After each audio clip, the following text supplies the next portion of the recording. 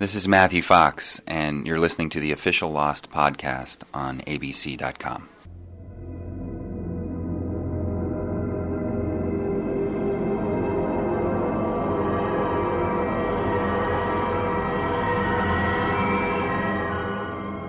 Welcome to the official Lost podcast. Today, we sit down with Matthew Fox to discuss a particularly painful topic, tattoos. He'll also be revealing more on-set antics. This week, birthdaying.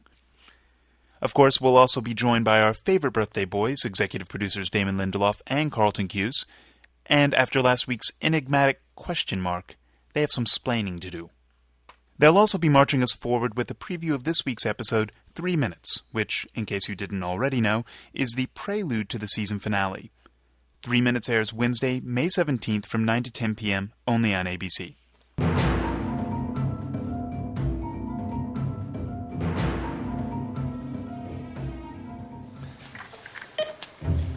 You have to do it. You do it yourself, John. No, you saw the film, Jack. This is a two-person job, at least. This argument is irrelevant. Saeed, don't. Jack. Don't. It's not real. Look, you want to push the button, you do it yourself. If it's not real, then what are you doing here, Jack? Why did you come back? Why do you find it so hard to believe? Why do you find it so easy? It's never been easy! A few weeks ago, we interviewed Matthew Fox about all things Lost, but the one topic we didn't get to cover is the one that covers him, tattoos. Yeah, actually, when I was cast in Lost, I remember talking to JJ and Damon about the tattoos and wondering whether or not that every day I was walking around this island, whether I was going to have to do tattoo coverage, and they thought it was a really cool idea and I think it's very interesting as well. I mean, it's not something that you would normally think that a spinal surgeon, and with sort of Jack's background, that he would have gone through a period where he did that, but I think it makes for a really interesting story. That's what tattoo for me is really about, is sort of memories or ideas or moments or events in my life that are very, very important, and I think things that I want to make a part of me. And so I imagine Jack probably approached it the same way, and so finding out what they mean to Jack Shephard is going to be really interesting. I have a feeling that the next chapter in his backstory after what's happened with him and Sarah will involve him probably spinning out pretty badly and going to a fairly dark part of himself at some point. And I think that the tattoos that Jack Shephard has will have something to do with that period of his life. It's just that you and your tattoos don't add up. Are you one of those hardcore spinal surgeons? That's me. Hardcore.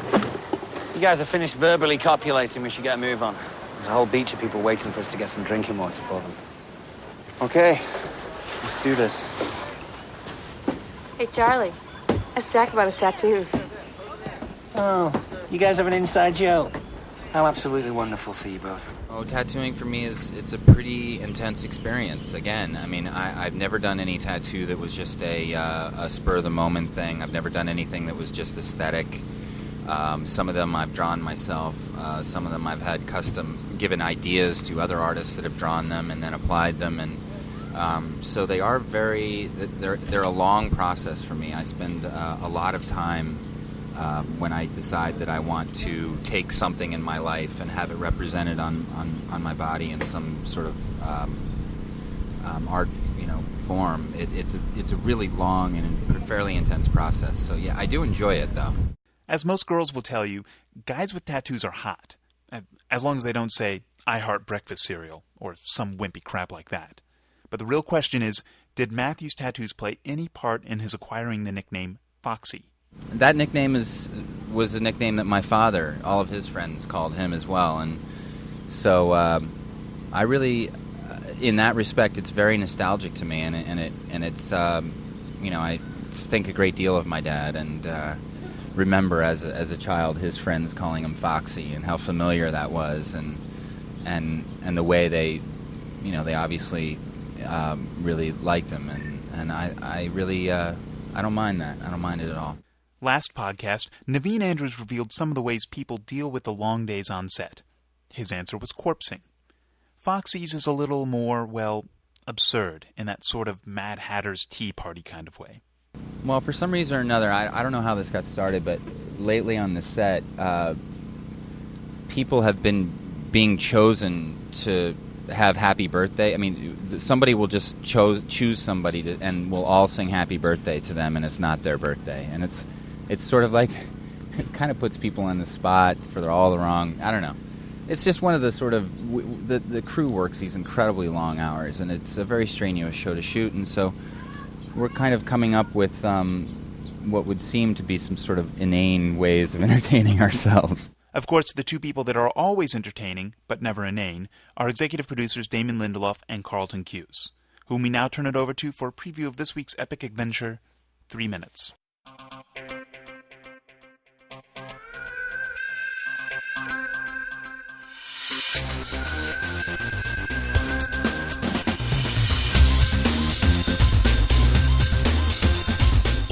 Well, hello and welcome to another podcast, Damon. Welcome. Well, thank you, Carlton. No, you're just supposed to say thank you, not welcome. Thank you. I could say you're welcome. Yes, you could say you're welcome. Thank you, Carlton. You're welcome. Well, let's rehash question mark. Should we do that? Yes. Yes, we should. So we discovered another hatch called the Pearl. We did. What's up with that? Locke and Echo were sort of led there via a sort of dream-like imagery, both of them sort of interconnectedly. Echo had a dream, sort of telling him that he had to find this place, and then Locke had a dream where he thought he was Echo, and Yemi was in it. There was a wheelchair, kind of tripped out, and then big question mark, did a little digging. There you go. Fantastic. So let's move on. Is there anything about the hatch that viewers should keep in mind as we're moving towards the finale? I think there was a lot to digest in there. I mean, you know, what's really cool, and my wife Heidi sort of pointed this out to me, is that whole scene from when Locke and Echo go in there, they just don't say anything to each other for several minutes until Echo finds the orientation tape. He just turns around and says John. But there's all these sort of significant discoveries going on. As a fan, I would sort of be fairly interested in that printout that Locke, that might be coming back at some point. That'd be a good guess. But and of course, you know, what the discovery of the hatch means in terms of Echo and Locke's attitude is also really important. No, absolutely. Even more important, in fact. And the idea that Echo has now stated that he is going to go back and start pushing the button, and Locke is done pushing the button, that's sort of an interesting role reversal for a guy who once said to Jack, I'm gonna be the one who pushes this button come hell or high water. So, Locke's faith has been challenged, and he's sort of come out the other side and decided that he's been engaged in a fool's errand, which is hopefully not the way people will feel about Lost when all is said and done. This episode was the episode that Darren Aronofsky was slated to direct, and unfortunately he fell out due to his own movie and his some personal obligations. So we ended up having Darren Sarafian direct the episode, and who did a really excellent job, I think. And he spells his name differently than Darren Aronofsky. Right. But they probably are the two best Darren directors out there. I would be hard-pressed to think of a third Darren, along the two Darrens theme of life, that began in Bewitched. Exactly. And now that fine legacy continues here at Lost. Here on Lost, exactly. So, 3 minutes, that's coming up next, Damon. And, Carlton, there's a lot of speculation out there is that the episode is called 3 minutes because it's only 3 minutes long. Is there any truth to that rumor? It is. In fact, ABC is going to be selling a massive amount of commercial time so that we can make a spectacular Titanic-like episode next year of the show. We've actually, the good news for you revenue. fans, we can break here for you right here, podcast exclusive. Lost has been picked up for a third season of 181 episodes, but each episode will only be 4 minutes long. Exactly. So we're hard at work on those already. I know. Next year's going to be busy. We're going to have the episodes and the mobisodes and all sorts of fun things. All sorts of fun stuff surprises happening. that we're cooking up. In fact, we've actually been working with the writers for season 3 already and doing a little what we call mini camp. We were actually in Hawaii last week with the entire season 3 writing staff, sort of planning out in a little bit more detail what our stories are going to be for season 3. That should be a lot of fun. I'm really looking forward to season 3. I can tell. I think you'll be looking a little bit more forward when you get back from your vacation. Exactly. Well, we're in the midst of editing the finale as well right now. So as just in terms of the behind the scenes peek at things, and I know this isn't about 3 minutes. We finished shooting the finale just about 2 days ago, and in fact, we're actually shooting pickup shots today for the finale, and it will air. Depending on when you're listening to this podcast, 2 weeks from the day that we finished shooting it. So that's a fairly compressed time period for all of our amazing crew to do their effects and Michael Giacchino to write his score. And we have 4 editors cutting it, and it's going to be really good. We're very excited about it. That explains why Carlton is not as funny today as he usually is. I'm trying to do it all. You're a barrel of laughs today yourself. I am, but 3 minutes. Michael's episode. We're going to be finding out, I believe, I am told, a little more about why he did what he did to Ana Lucia and Libby, and let's face it, they've got a shot of Walt in the promos, so Walt. We'll probably be seeing Walt. We'll probably be seeing Walt. Yeah, and it's actually, I think, an episode that's going to help the fans understand with a little bit more clarity why Michael did the things that he did. Would that be fair? I think it's very fair. Excellent. Should we just get on to the questions? Because that's all I really showed up for. Okay. Can I start? Would you? Podcast comment: Tomatoes by Lost Girl 71. Longtime listener, first time poster. Wow. Damon, quit making fun of Carlton for eating tomatoes like a piece of fruit. Tomatoes are fruit. They are technically a berry. I wouldn't even touch your pants. Wow. Will we be seeing tomatoes on any upcoming episodes? And are tomatoes the key to the island's mysteries? Carlton, I am sorry that I made fun of you for eating tomatoes like fruit. And oddly enough, I don't even touch my own pants, which makes it very difficult to get dressed in the morning. But there's a complex apparatus. Well, you never wear them anyway, yeah, so I don't even get into it. The Scottish kilt thing, by the way, is actually many people consider it very flattering. I've heard some very good comments around the lot. It all depends on where I wear my. This is it. I'm wearing a below the knee kilt this morning, and I think that's much more. Well, it's because it's kind of foggy today. Yeah, exactly.